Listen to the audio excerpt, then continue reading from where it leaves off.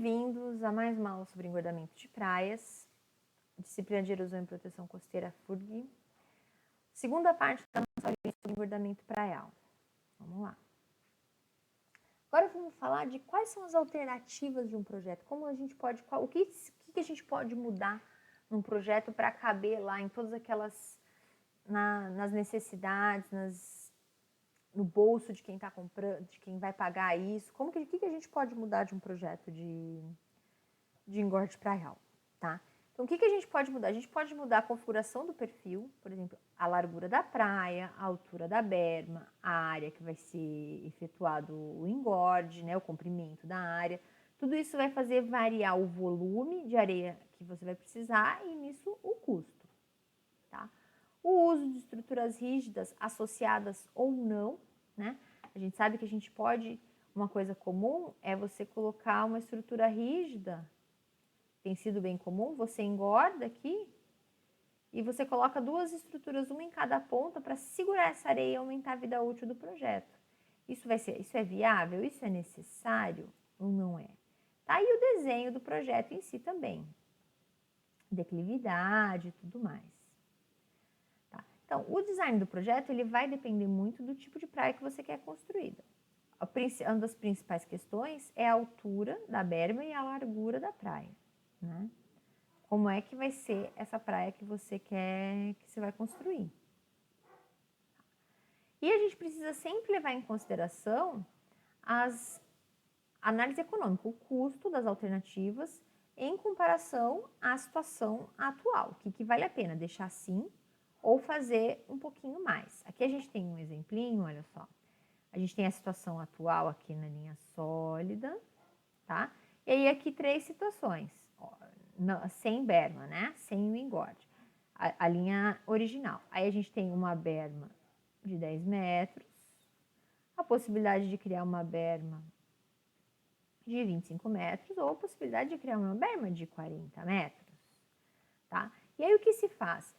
Por exemplo, nesse caso, a ideia é proteger o que está atrás da duna, tá? Para que nas tempestades, o sedimento, essa praia, ela proteja o que está atrás da duna. Então, muito utilizados são...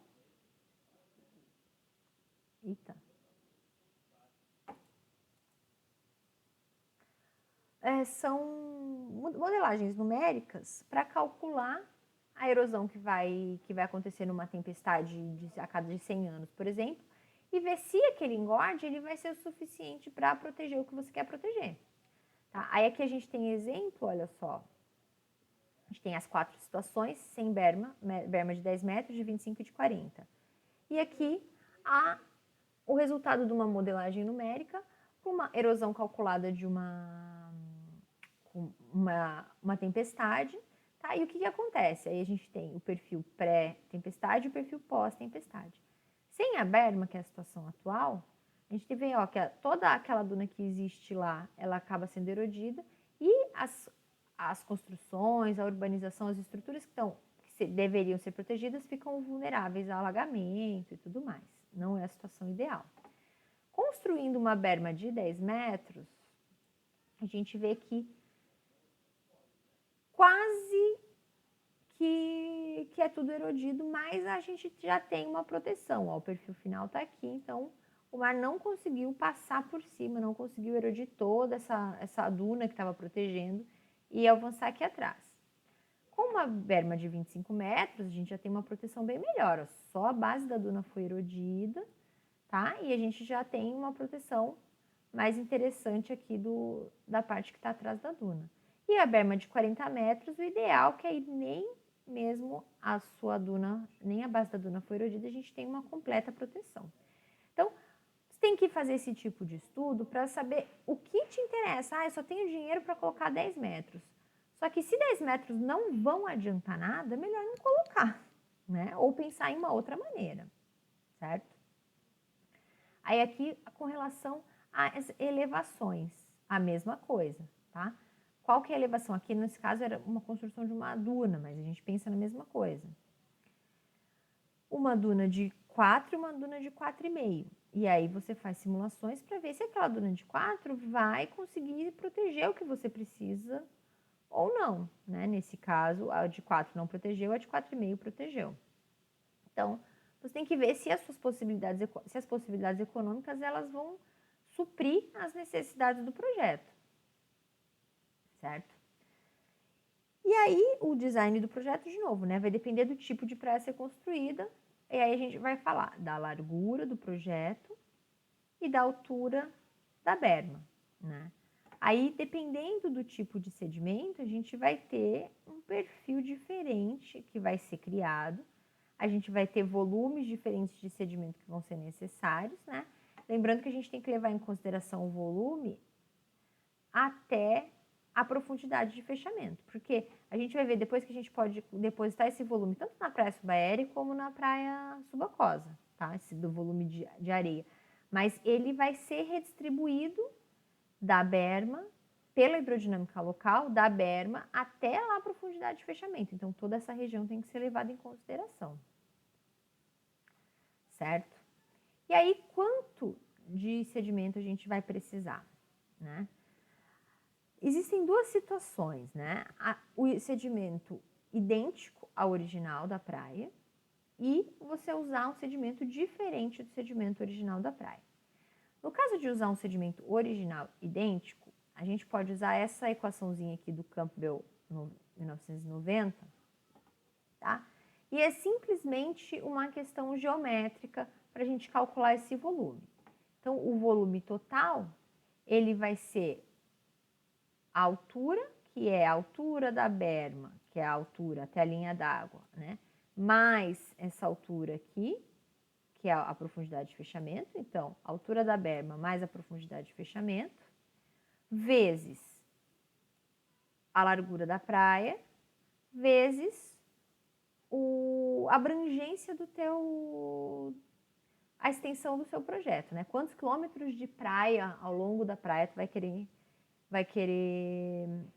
engordar. Então, simplesmente isso, puramente geométrico, a altura da berma mais a profundidade de fechamento, para você ver a abrangência na vertical, e aí a largura e o comprimento. Vão te dar o volume total, considerando um sedimento idêntico ao original da praia. Só que dificilmente vai ser isso que vai acontecer. Tá? Normalmente, o que vai acontecer? Você vai ter sedimentos diferentes. É muito difícil você ter um sedimento idêntico nas jazidas. Então, a gente vai ter um sedimento diferente. Então, e aí, voltando um pouquinho, lembram do perfil de equilíbrio? A gente teve uma aulinha sobre perfil de equilíbrio, né? E a profundidade vai ser igual a A, que é um parâmetro relacionado com o tamanho do sedimento, né? A distância na 2/3. Aqui eu tenho um exemplo de 3 perfis de equilíbrio diferentes, calculados com 3 tipos de sedimentos diferentes. Aqui está o 22 milímetros, 25 milímetros, esse da linha sólida, e desse outro tracejado aqui mais grosso, 28 milímetros. Então, vocês veem que o sedimento mais fino, de 22 milímetros, aí aqui tem o parâmetro A relativo, ó, tem uma tabelinha, que eu vou passar para vocês a tabela no exercício. O sedimento mais fino gera um perfil menos íngreme, mais suave. Quanto mais grosso o sedimento, mais íngreme vai ser esse perfil gerado por esse sedimento mais grosso, tá? E isso tem que ser levado em consideração quando a gente vai calcular o volume de sedimento que a gente vai usar para engordar. Por quê? Porque o perfil vai ficar diferente, a forma vai ficar diferente, o volume também vai ser diferente, dependendo do tamanho do sedimento, se ele for diferente do original. Aqui a tabelinha, olha só, para saber o A, eu vou mostrar como é que usa para vocês vão precisar. Então, aqui, ó, é o diâmetro. Por exemplo, olha só, aqui na primeira casa decimal, ó, 0,1, 0,2, 0,3, 0,4 até o 1,0 em milímetros. E aqui no X, a gente tem as colunas, né? Aqui o cabeçalho das colunas, a gente tem a segunda casa decimal, 0,0, 0,1, 0,2, 0,2, 0,03, 0,04. Então, como é que eu acho o A do meu sedimento? Por exemplo, eu tenho um sedimento de 0,35 milímetros. tá? Então, o que eu vou fazer? Eu vou vir aqui, ó, 0,3, 0,30, 0,31, 0,32, 0,33, 0,34, 0,35. Então, o A do 0,35 é 135. 22 milímetros, 0,2, 0,1, 0,22, ó. O A do sedimento de 22 milímetros, de 0,22 milímetros, é 0,106. Tem um sedimento de 0,66 milímetros. Então, vem aqui na linha do 6, acho a coluna do 0,06, tá aqui, ó. 0,1802, tá? Então, para a gente calcular o perfil de equilíbrio, a gente precisa do A que está aqui relacionado nessa tabela, que é diretamente um A, um parâmetro A, para cada tamanho de grão, certo? Isso aqui está no livro do DIN. Então, quando a gente tem o sedimento da jazida diferente do sedimento nativo, a gente tem que fazer umas contas um pouco diferentes, tá?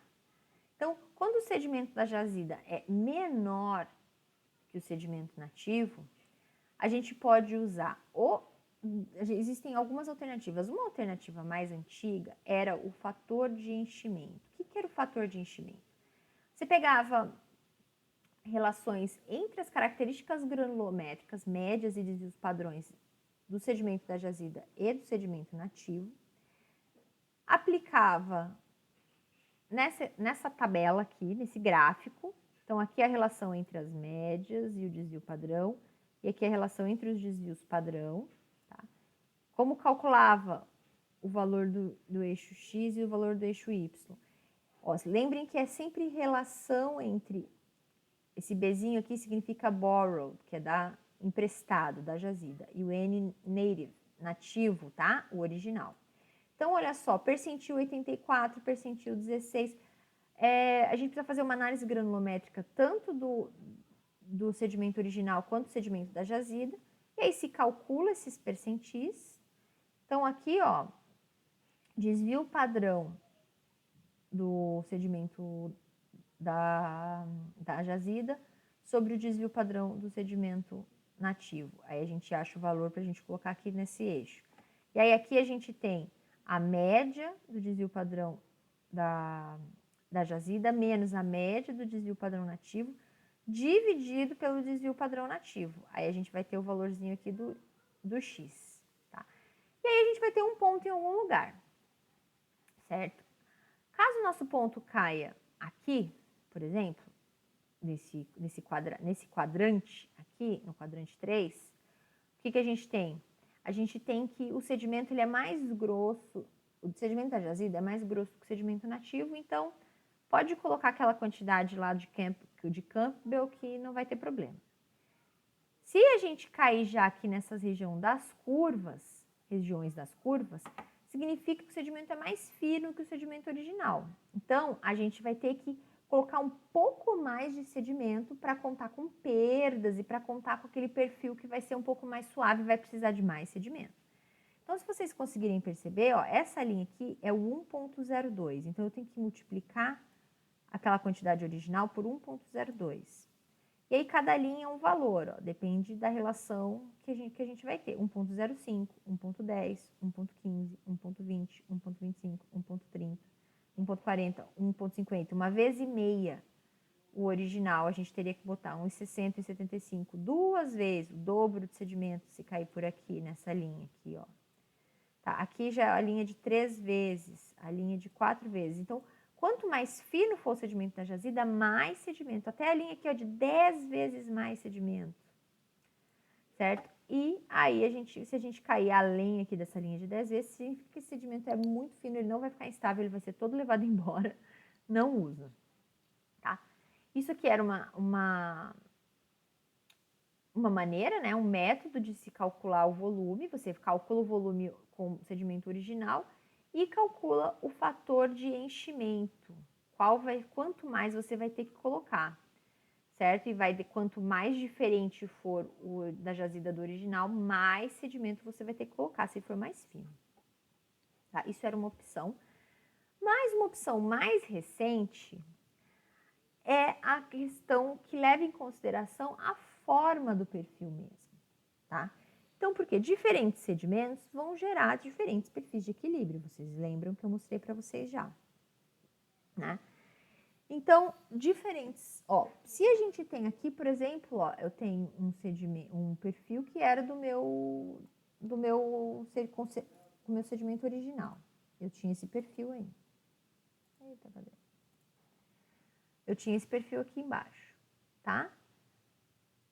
Quando eu colocar um perfil, se eu colocar um sedimento que é mais fino do que esse sedimento que eu tinha originalmente, como é que vai ser o perfil de equilíbrio desse sedimento mais fino? Ele vai ser mais suave, né? Vai ser menos íngreme. Então, eu vou gerar esse perfil de equilíbrio aqui em cima, ó, que ele é mais suave, ele é menos íngreme. E aí vocês percebam que quando o perfil aqui, ó, essa linha tracejada seria a minha profundidade de fechamento, tá? Aqui no meu perfil original.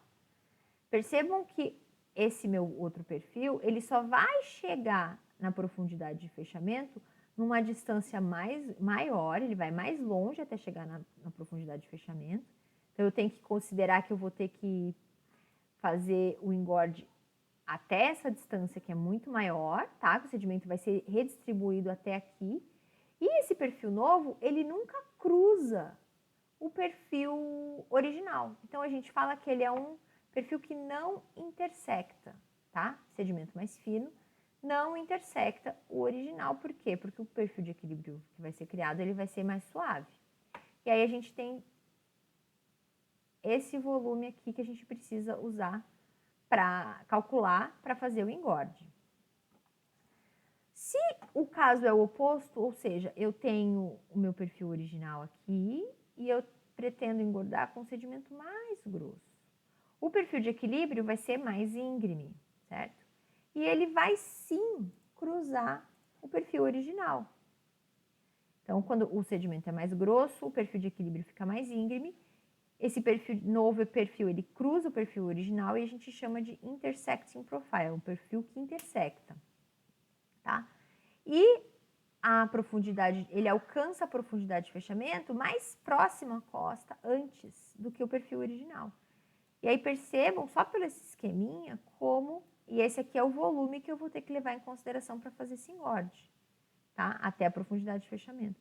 Percebam como o volume aqui é muito menor do que aqui, né? Então, quando o sedimento é mais grosso, o volume necessário para fazer o engorde é muito menor do que quando o sedimento é mais fino que o original. Aí tem uma equação, tá aqui, ó, que é a equação que a gente usa para determinar se vai intersectar ou não. Se vai ser um perfil desse tipo aqui ou se vai ser um perfil desse tipo aqui, tá? Então, W é a largura da praia que você vai criar, tá? DC é profundidade de fechamento. A é sempre o parâmetro do sedimento. Então, AN é o A do sedimento nativo e AF é o A do sedimento do engorde, é o sedimento da jazida, o sedimento da fonte. Se essa equação aqui for menor que 1, a gente tem perfil que intersecta. Se a equação for maior que 1, a gente tem perfil que não intersecta. Tá? E aí, a equação para calcular o volume nessa situação é uma, e a equação para calcular o volume nessa situação aqui é outra, tá? E aí aqui nós temos a equação para calcular o volume num perfil que intersecta o perfil original é essa daqui. Então, nós temos largura da praia, e aí a gente vai ter o volume por metro de praia, longitudinalmente, tá? E aí, se eu tiver 1 quilômetro, eu vou ter que multiplicar esse volume aqui por 1000, tá? Então, isso aqui é o volume por metro de praia. Então, porque ele só leva em consideração, ó, a largura da praia, que você vai construir, a altura da berma, que você quer construir, tá? E aí, aqui de novo, a largura da praia, os As. E aí, a gente tem o volume, certo? Então, a largura da praia, a altura da berma e os parâmetros relacionados aos sedimentos. calcula o volume por metro de praia do perfil que intersecta. E aqui a gente calcula, com essa equação, a gente calcula o volume de sedimento necessário para engordar uma praia com perfil que não intersecta, tá? O sedimento é um pouco mais fino. Então, a gente também precisa da largura da praia, também precisa da altura da berma, mas nesse caso a gente também precisa da profundidade de fechamento, tá? Porque vai até lá, né? Então, profundidade de fechamento, aí os parâmetros também do sedimento, tanto da jazida quanto do nativo. Certo? Então, percebam que as equações são completamente diferentes. Então, a gente tem que definir qual que é o tipo de perfil que vai ser criado para conseguir saber qual é a equação, para usar a equação correta para calcular o volume. Certo? A questão do tamanho do sedimento também tem relação muito íntima com a vida útil do teu projeto, tá? Além da quantidade o volume de sedimento, né? A quantidade de sedimento que vai ser usada, que se for um sedimento mais grosso, usa menos sedimento do que um sedimento mais fino, tem a questão da vida útil também, tá? Então, aqui a gente tem, olha só, o volume da praia, né? A quantidade de sedimento na praia aqui no eixo Y e o tempo aqui no eixo X, tá? Então, numa praia engordada, a tendência é que você engorde, aí o volume dela tende a diminuir até chegar num limiar ali que você vai que vai ser decidido qual é o volume mínimo daquela praia aceitável, para que vai ser o ponto que a gente vai ter que fazer um reengorde, tá? E aí, com aquele sedimento original, vai ter um tempo, que a gente tem uma taxa, né? Se a taxa for grande, a declividade dessa reta aqui é maior. Se a taxa for menor, a taxa de recuo, a declividade vai ser menor, tá? Então, dependendo da taxa de erosão, essa praia ela vai diminuindo de volume e quando chega naquele mínimo, tu vai lá e pluf, faz um reengorde. Esse tempo aqui é a vida útil do seu projeto, tá? 5 anos, 2 anos, 10 anos. Vai ser o tempo que vai passar entre os engordes, as realimentações, né? A vida útil daquele engorde. E aí, se você engordar com um sedimento mais fino, o que vai acontecer? Provavelmente a sua taxa de erosão vai ficar maior, porque você não está mudando sua dinâmica. Você coloca um sedimento mais fino, aquele sedimento ele vai ser levado com mais facilidade por aquela dinâmica. Então, olha só, quando o diâmetro da jazida é menor que o diâmetro da nativo, essa reta aqui, ela fica com uma declividade maior, ou seja, uma taxa de erosão maior e diminui o tempo de vida do seu engorde. Se você colocar um sedimento mais grosso do que o nativo, o oposto acontece. Provavelmente você vai diminuir a taxa de erosão, a declividade dessa reta aqui vai ficar menor, e aí você vai aumentar a vida útil do seu projeto, tá? Ah, mas então sempre é bom colocar o sedimento maior. Para a questão do sedimento, sim, mas o que tem que ser levado em consideração é que quando você colocar um sedimento mais grosso, você vai mudar completamente as características da praia. E aí você vai ter que estudar o impacto disso tanto para o uso, né? Porque você pode criar uma praia de tombo ali que não vai agradar os usuários da praia e pode diminuir o turismo, por exemplo, né? Uma praia de tombo que as pessoas não vão conseguir nadar, que vai derrubar os velhinhos e as crianças. E também tem um impacto todo no bentos da tua região, que o bentos de praia refletiva não é o mesmo bentos de praia dissipativa, aqueles organismos ali também vão ser impactados e aí você também tem que levar isso em consideração.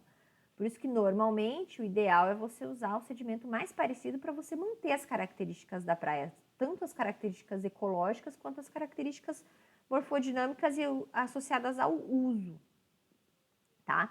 Você, às vezes, você colocar um sedimento mais grosso, você vai tornar aquela praia mais refletiva, você pode gerar correntes de retorno, que era um risco costeiro que não tinha antes, então tudo tem que ser levado em consideração, tá? A grosso modo, para o engorde em si, um sedimento um pouco mais grosso aumenta a vida útil, é econômico, né? Mas você tem que ver se essa economia, ela vai valer a pena com os impactos que esse sedimento mais grosso pode trazer para o uso e para os organismos e para toda a questão ecológica da sua praia. tá? E aí a combinação com estruturas, tá? Que é muito, tem sido utilizada, né?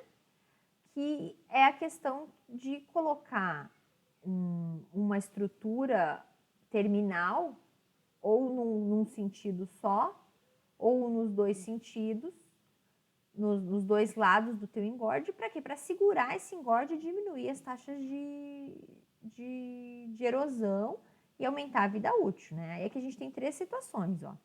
Aqui, nesse caso, o transporte longitudinal é preferencialmente nesse sentido. Aqui a gente tinha essa área aqui erodida, ó, aqui provavelmente uma desembocadura, tinha um inlet e teve a erosão desse, na verdade no outro sentido, né? Teve a erosão e aí a gente tem um engorde aqui na região, esse aqui tá errado, tá? Não é nesse sentido não. Fez um engorde na região que está erodida atrás do inlet, uma possibilidade. Uma outra possibilidade é usar estruturas para estabilizar o engorde, né? Aqui a gente tem um engorde e aí foram construídas 2 estruturas no final, 2 espigões, para segurar essa areia, né? E uma outra situação é tu fazer vários desses groins, que são os espigões, né? Para segurar o seu engorde, aí você engorda entre as estruturas, e aí o que você faz? Você faz os mais da ponta são menores. Por quê? Porque o que vai acontecer com a deriva litorânea? Quando você faz assim, a deriva litorânea, ela vai desviar e vai continuar acontecendo aqui. Por quê? Porque qual que é o problema dessas estruturas que barram a deriva litorânea?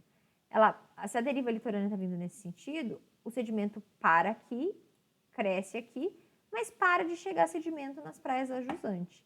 Nesse caso, onde você tem a estrutura e você preenche tudo isso aqui com sedimento, o que acontece? A deriva litorânea, a corrente litorânea, ela é desviada, mas ela continua carregando sedimento. E aí o sedimento vai ter o que a gente fala é o bypass, né? A areia vai passar por aqui e vai alcançar as praias ajusantes e vão continuar recebendo a mesma quantidade de sedimento que recebiam antes, tá? E aí também são possibilidades a serem consideradas, né? Vale a pena construir essas estruturas para estabilizar e durar mais tempo o nosso engorde ou não vale a pena? Depende de cada realidade, né? Então, ó, as estruturas terminais, elas acabam diminuindo a mobilidade do sedimento, né? E se você colocar desse estilo aqui, ó, são 2, a gente vai ter aquele problema de barrar o sedimento aqui. Então, provavelmente tu vai ter um déficit nas praias ajusantes aqui que podem causar erosão. Então, tem que tomar bastante cuidado, né? Então, e aí a gente tem que sempre analisar a questão do custo-benefício, né? Os danos causados por erosão, de tempestades, por ondas e por inundação, são os problemas que você tem que resolver, né? Aí quais são os benefícios, né? A prevenção de todos esses problemas. Aí, isso são os benefícios. A prevenção desses danos e também mais outros benefícios, de aumento de recreação, melhora no turismo, redução da perda dos terrenos, mitigação da erosão em áreas adjacentes. Todos esses são os benefícios que a gente tem que levar em consideração. Quanto isso vale em dinheiro? Porque tudo isso é mensurável em dinheiro, né? E aí, quais são os custos do projeto? Quanto vai custar? O volume que você vai usar, o custo unitário de construção. Tem que levar em consideração os estudos, os monitoramentos, as manutenções, os reparos de danos, né? E aí, a solução, e aí, a partir disso, você vai achar a sua solução econômica ótima, né? Que é aquela que vai ter o melhor custo-benefício, né? O menor custo com a maior quantidade de benefícios, né? E aí, qual que é a solução da melhor alternativa, né? É aquela que tem o melhor custo-benefício, mas tem também que se pensar se essa solução com melhor custo-benefício não vai ter nenhuma restrição ambiental, tá? Associada, que vai tornar inviável, ou alguma questão, algum conflito que faça com que essa solução econômica ótima, de melhor custo-benefício, não seja viável, né? E aí outra alternativa pode ser escolhida. Certo, pessoal? Então, acabamos mais uma partezinha. A gente continua na próxima. Dúvidas, postem no fórum, tá? Não guardem para vocês. Fiquem bem, até a próxima.